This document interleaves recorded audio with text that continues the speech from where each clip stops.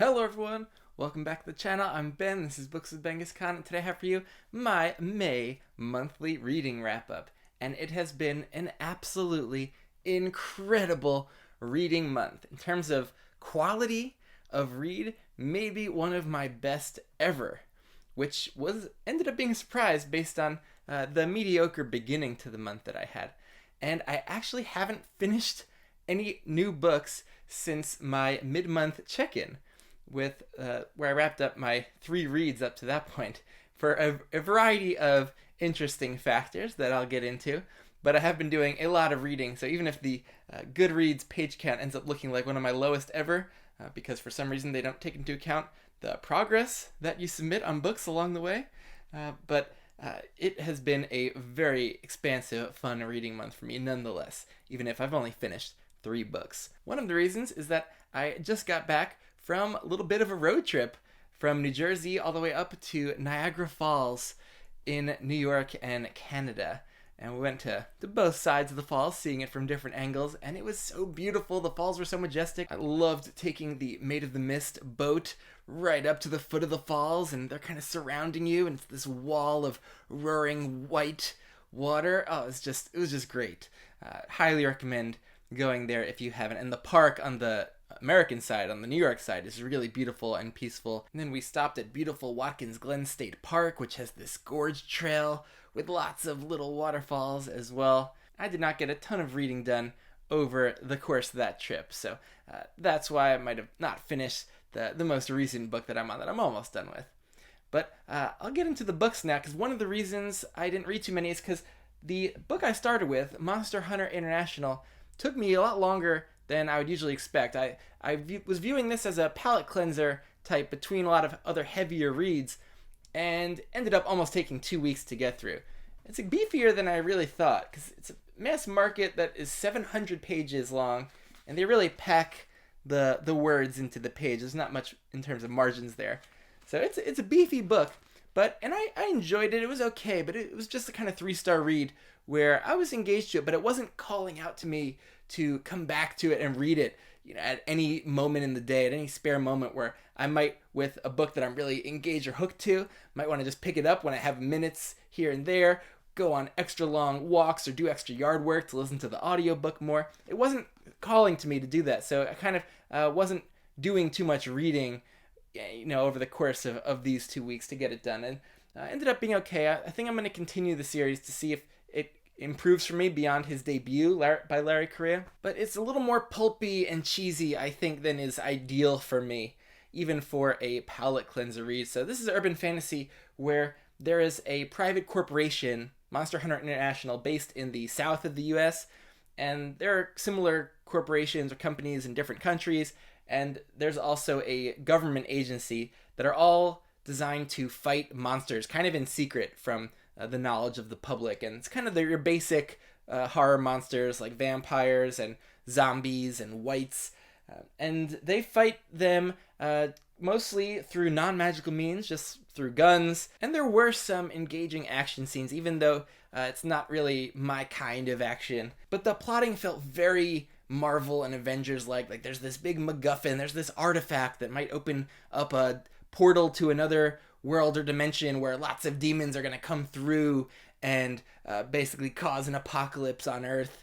And a lot of the plotting felt cheesy to me, and even some of the character dynamics felt very cheesy. I really just despised the romance aspect of the book, which ended up taking up a big portion. This is a first-person, single POV book, and this character, Owen, the main character, has a heavy crush on someone he meets early on in this book, and just the way that unfolds, I just was not satisfying to me. But I don't think future books are going to have that aspect anymore, or I hope not.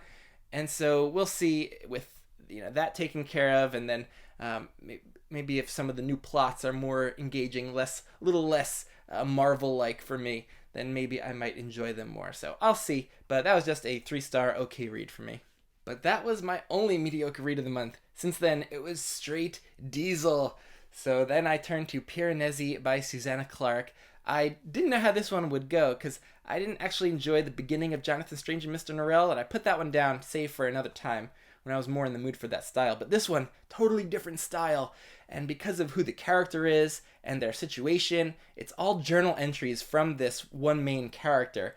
And the prose is so clear, and the tone and atmosphere of it was so easy and just nice for me to sink into in a almost cozy fantasy kind of way for a while. And the plot, super interesting and mysterious as it unfolds for you. The setting was interesting.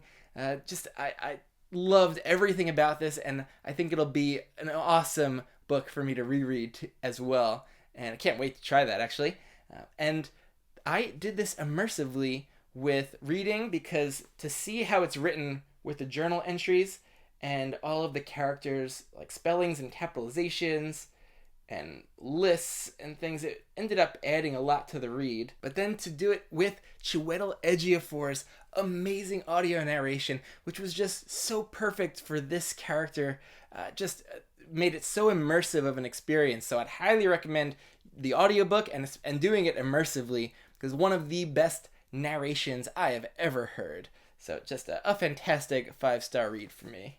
Things did not slow down when I dove into Jade War by Fonda Lee, book 2 of the Greenbun Saga, and I loved this from start to finish. I was so engaged in a way that I wasn't from the beginning of Jade City, but I had kind of gotten hooked by the end of Jade City, and then this just developed in such an interesting way that did not feel predictable, and the opening up to a new location kind of gave me some breathing space every so often out of the very claustrophobic, tense setting of Janloon. And so I really just loved the narrative structure of this book, loved the plot developments, got really more connected to the main POV characters, and I cannot wait to continue this very shortly. So easy 5-star read for me on that one. And this got me thinking about book 2s in general, and I ended up releasing this month a couple of videos about book 2s that stepped it up from book 1 for me, and also book 2s that were a step down. But this one, definitely a step up for me.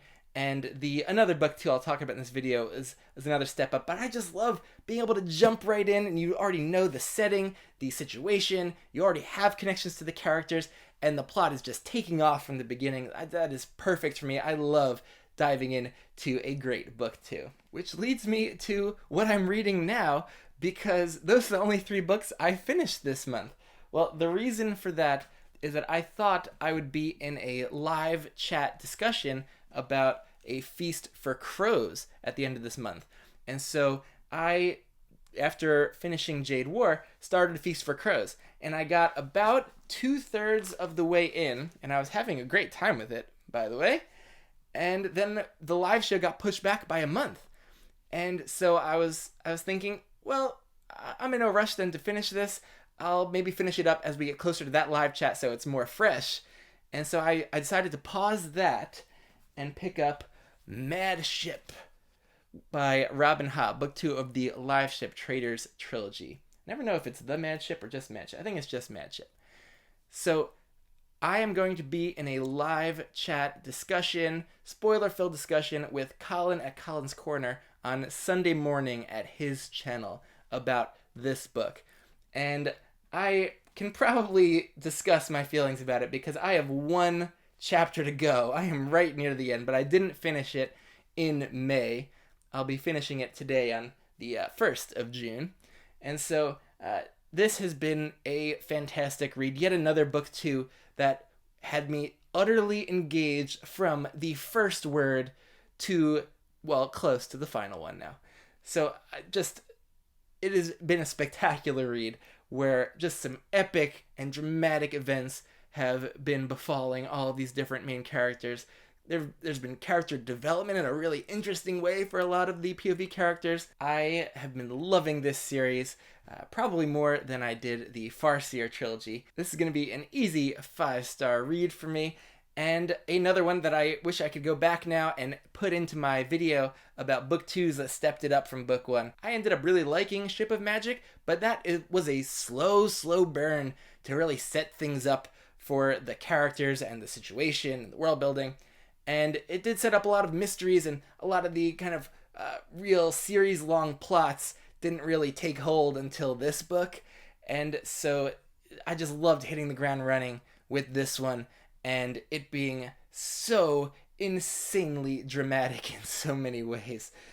Just some of the reveals we get about characters in the world, just love it. No middle book syndrome for Jade War, for Mad Ship. Just fantastic middle books of trilogies that I've gotten to this month. And yet another reason I didn't finish anything in the second half of the month is because I was starting another book too. That is Bold Ascension by Von Roycroft, book 2 of the Sunder Nation trilogy that I started with The Severing Sun recently. And this is a physical art because it hasn't been released yet. And so with other live chats I've had to prepare for, I've kind of just been going through this slowly. I also don't have an audiobook for it. So just picking it up in print here and there to make some progress. And I've been liking the twists and turns that the tale has taken. But I'm only not even halfway through of this one yet. So my thoughts really haven't crystallized about how it's going. But it's very interesting so far and liking where it's going. So yeah. I'm in the middle of 3 books and, well, just about finished with one very big one.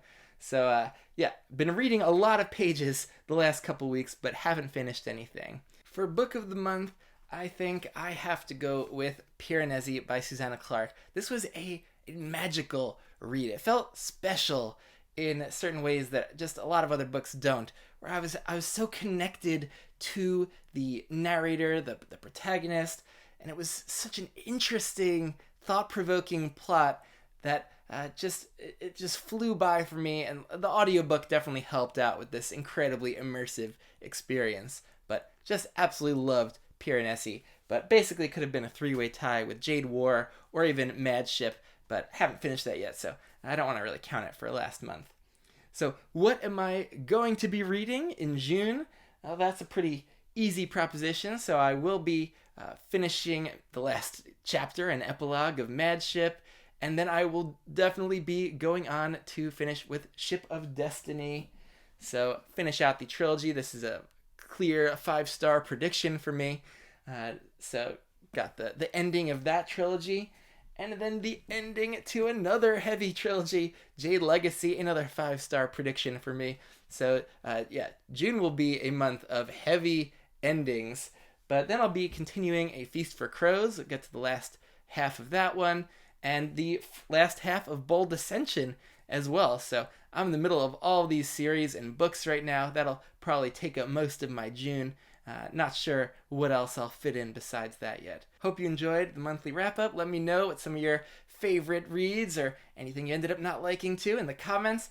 And yeah, I'll catch you later.